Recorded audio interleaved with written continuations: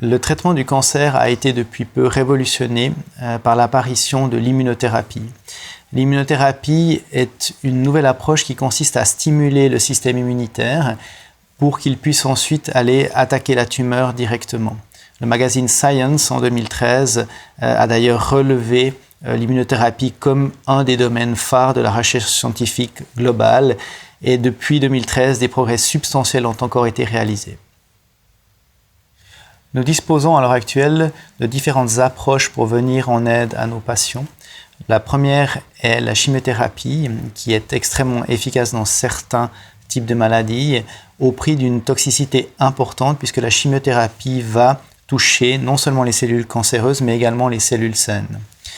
Depuis plusieurs années, il est développé des thérapies ciblées qui sont capables d'attaquer de manière extrêmement précise les cellules tumorales en ayant moins d'impact sur les cellules saines. On a donc des traitements plus efficaces et probablement un peu moins toxiques que la chimiothérapie.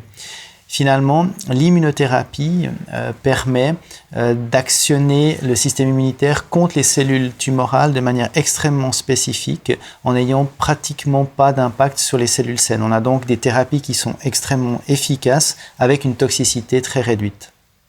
On sait depuis de nombreuses années que le système immunitaire est capable de reconnaître les cellules tumorales de manière extrêmement spécifique. Lorsqu'une cellule tumorale présente des anomalies, des mutations, ces mutations se retrouvent exposées à la surface de la cellule et elles peuvent être détectées par le système immunitaire qui va ensuite pouvoir de manière extrêmement spécifique détruire la cellule tumorale.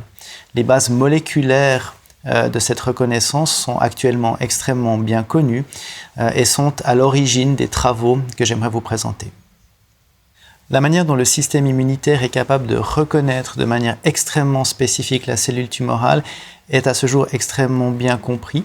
On arrive à connaître la structure du récepteur qui est capable d'interagir directement avec la tumeur de manière spécifique. La structure de ce récepteur a été utilisée par notre laboratoire et nos travaux comme point de départ pour une optimisation afin de créer des récepteurs qui reconnaissent encore mieux la tumeur et qui peuvent ainsi augmenter la manière dont le système immunitaire peut détruire la cellule tumorale.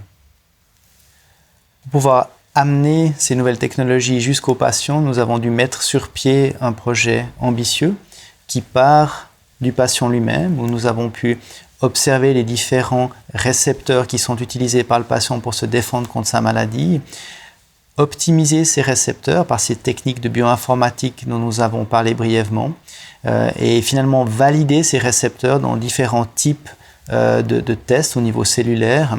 Et finalement, nous sommes maintenant dans la planification d'essais cliniques qui pourraient débuter d'ici une année ou deux, où des lymphocytes modifiés avec nos récepteurs pourraient venir en aide aux patients.